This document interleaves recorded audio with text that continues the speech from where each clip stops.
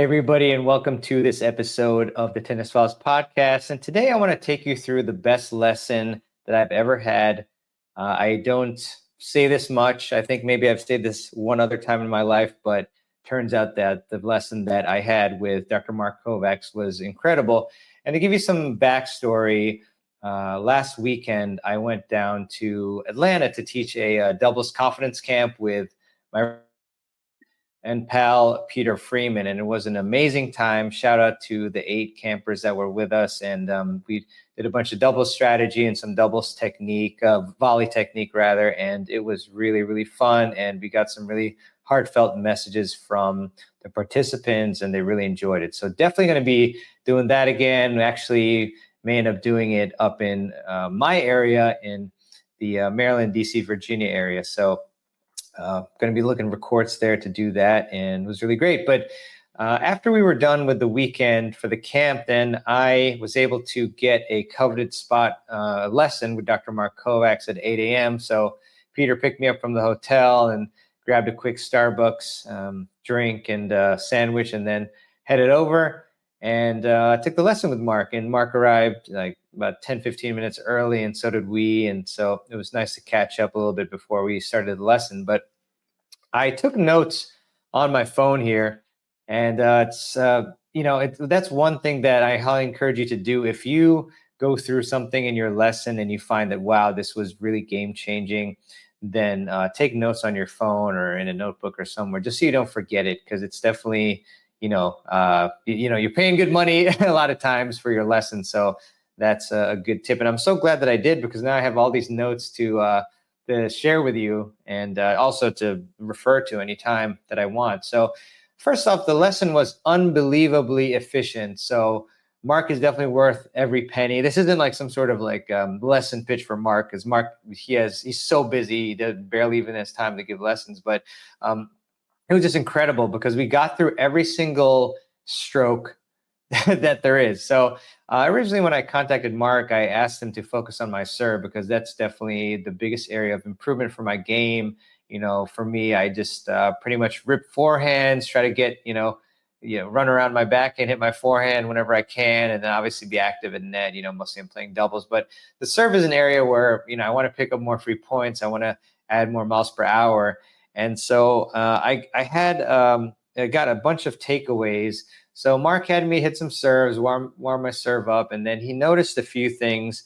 The first is that my arm was a bit too straight, and it's much easier to keep your arm bent at the start to facilitate the proper trophy position. So if you're having trouble getting to that trophy position, then a bent arm at the start definitely helps versus having a straight arm.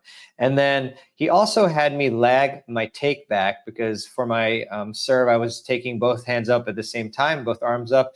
And what that was resulting in is that I was kind of hanging around in the trophy position. And when that happens, then you're more likely to do something weird with your arm while it's hanging out there. But when you do a lag, so you toss the ball first, and then you bring your arm up to catch up with the toss, then you are facilitating a more smooth motion that doesn't have any pauses. So that's also great for rhythm as well.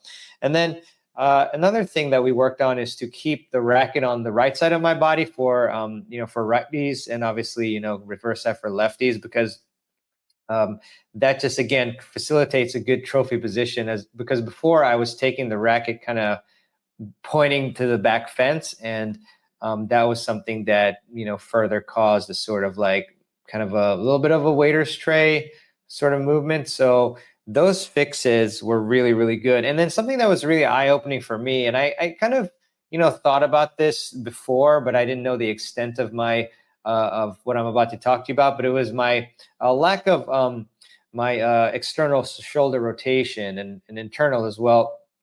And, a lot of us, we have physical limitations. But Mark talked to me, and he had me do one really simple exercise, which, sometimes I think about, soaping your back, kind of like when you're in the shower and you try to soap your back, and you put, your left arm under and your right arm over, and then maybe that's good. But then when you do the opposite way, then you have much more of a gap between those arms. So we tested the left being at the bottom versus the right being at the bottom. And when my right arm was at the bottom of my back, it was maybe 3 or 4 fistfuls of distance in between. So that showed that, I had that lack of shoulder mobility.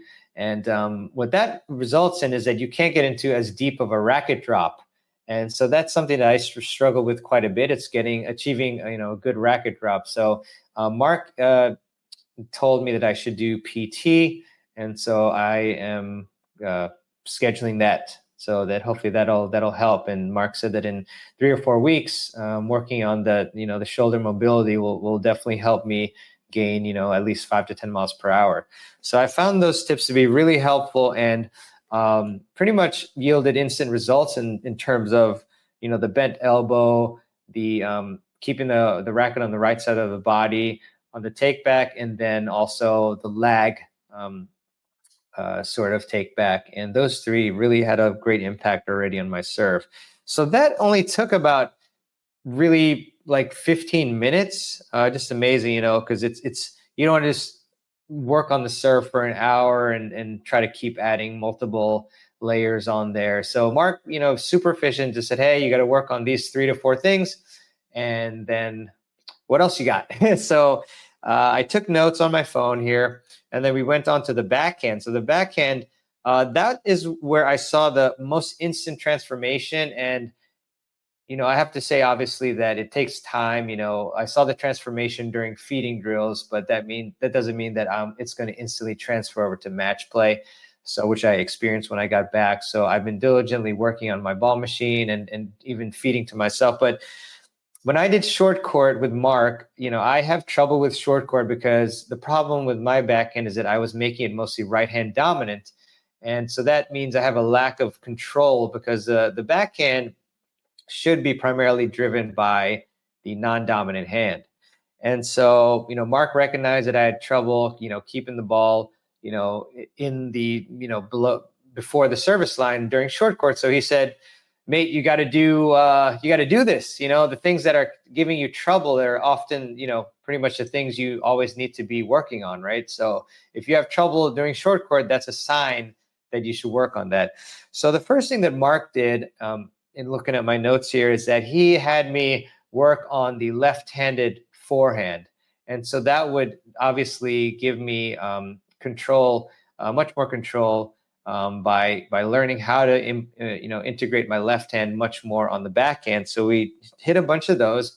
And then another thing that was so important is to extend through the target zone, because Mark found that I was finishing my forward swing kind of too shallow, I would say. So kind of, maybe imagine trying to hit a lot of top spin when in reality I should be extending much, much farther through the stroke. So, I often tell people to hit through 3 balls, but, my technique on the back end isn't as good with respect to that, even though I know that's the way it should be. So Mark had me, really concentrate on using the left hand and then extending through contact quite a bit, especially with my left arm. And those 2 tips yielded amazing results to where, Mark was telling me, gosh, now you're hitting backhands like Agassi. So it felt so good. And that was highly transformative. So I hope that you get some good tips or, get something out of these tips so far. And, I asked Mark, I said, Mark, do you mind if I give these amazing tips away of what you taught me during the podcast? And Mark said, no problem. He's such a nice guy. So again, with the backhand, hitting left-handed forehands to learn how to employ the left hand more. Obviously flip that if you're a lefty, and then extending through the contact zone. Those were amazing results. And then with the slice, a few things here that I'm actually in looking at them, there's one other thing that I need to still work on. But the first thing that Mark told me is to have a light grip until contact and then have a light squeeze. So we worked on doing that, and that helped a lot. And then 2 really important elements of what he said as well were to stick the finish and then to extend out and through the target zone and hold the finish. Because what Mark found I was doing was actually kind of slicing across the body, which, some high level players on the tour do to, generate a lot of side spin. But, for us mere mortals and club level players, we will most benefit through just having a consistent biting slice, that goes through the court. And so extending out and through the target zone and then holding the finish and sticking it was really, really super helpful, and instantly changed my slices from like kind of, not as penetrating and biting to very biting and penetrating. So love that. So that was really helpful. And then, by this point, it was probably, we used up maybe like 30-ish minutes. Again, amazingly efficient. So then we went on to the volleys. And with the volleys, Mark had me on my forehand. He had me obviously hit some volleys, and he noticed that with my forehand volley, I was kind of having my left hand like not guide the racket back. And so what Mark did was when he had me turn and prepare, the racket with both my left and right hand going back together. And so, kind of think about, both arms like going back together on the forehand volley. And then that resulted in amazing control on the volley, much more control than if you had your left hand and right hand separated. What I was doing was hitting, decent volleys with my right hand, but at that point, my left hand was like on the left side of my body. So bringing both arms back together, great control. And then on the backhand, to get much more power on my volleys, which I was missing, was to stop my stroke at contact to kind of give it a really nice snap, I guess you would say, or a really solid contact point at that point. And then also to get even more power is to take a bigger step forward to the ball. So kind of like, a more powerful lunge. And those combined gave me really strong backhand volleys. And so that was, those were the volleys. And then with the forehand, that was the one stroke that Mark said, hey, you hit great forehands. I'm not changing anything. So that was pleasing to hear that there was at least one stroke that looked pretty good. And Mark just had me work on, he asked me to kind of identify any particular areas of the court or types of shots where I was missing forehands. And so I said, the most prevalent, areas of the court where I was missing was probably like the running cross court forehand, or like when I get sliced out wide, like those forehands are probably the toughest. So he said, just make sure to keep your footwork tight and work on those positions and get more consistent in them. So that was great. And to cut off the angle with my footwork. And then on the overhead, I actually employed some of the elements that Mark told me about for the serve, and including the bent elbow and keeping the racket on the right side of the body. And Mark overall said I had a pretty good overhead, and to just be more aggressive with the overhead and don't slow down the swing speed. That was a great catch, because sometimes, especially in matches, I try to err on the side of consistency, which, often works out really well for me. But at the same time, if I was more aggressive with my swing at times, then I would, be a much more attacking and, have a attacking overhead, like a huge overhead. But sometimes I slow the swing down. So Mark told me not to do that. And then he also just told me to make sure to turn my body as well, because sometimes in the preparation phase, we tend to not turn our body. So that was another great tip.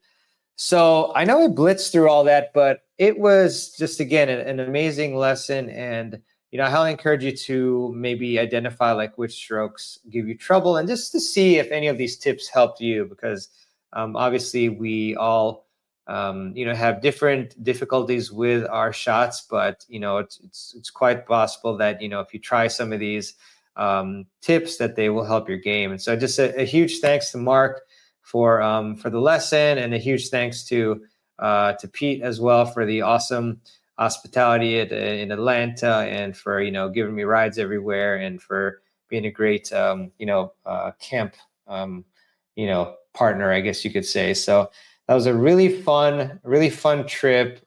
Just got there Friday, and then just really spent all day preparing. Besides having our meals, just picking up Gatorade and water, and the lunches. We did some really nice salads from that area.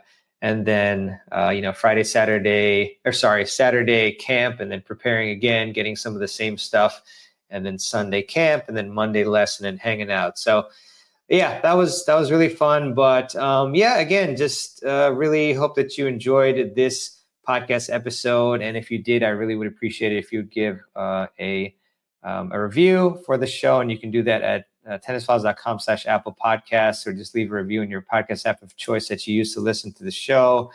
I'm now going to retrieve a quote that I love to tell at the end of every podcast. And this one is by Kobe Bryant. And Kobe said, "Everything negative, pressure, challenges is all an opportunity for me to rise." So really love that quote.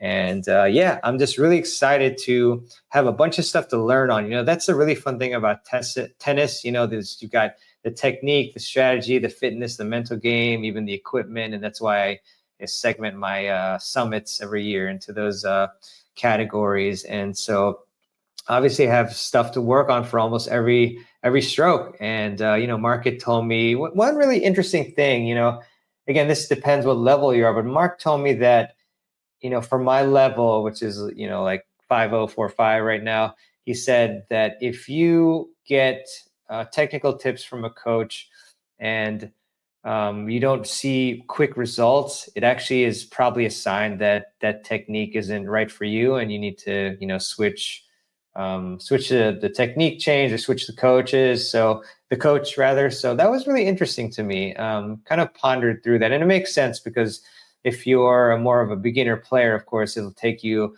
a longer time to, learn a technique. But with a lot of these techniques, just these like simple fixes that people at a higher level can implement quickly, and so that if it's correct, then you get the more instantaneous results. So I'm not saying that if you're a 3 or 3.5 that you should feel like you're crushing backhands with like two once you learn 2 tips or something, or 1 tip. But it may be the case for the higher level players, especially that have really good experience and control of the racket, that you should probably be seeing some sort of positive results with changes, especially if you're technically able to employ them. So I thought that was super interesting.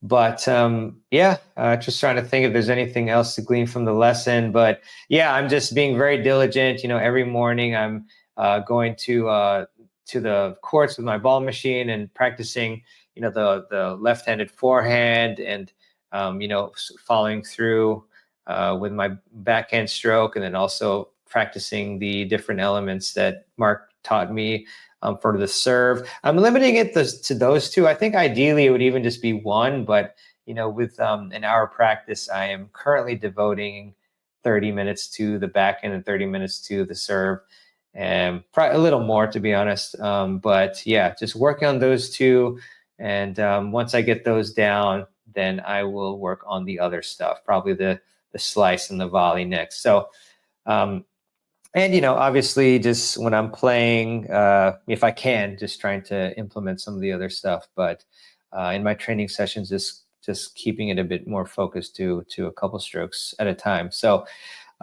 anyways, all right, I will stop blabbering on. Hopefully this was all helpful to you and that you enjoyed it. So big thanks to Dr. Mark Kovacs, and I'll have a bunch of links to his stuff, great things that he does, including Kovacs Institute and iTPA, in the show notes page. So thanks so much for listening, and we'll see you on the next episode of the Tennis Files podcast. This is your host, Mirban Ranshad, signing out.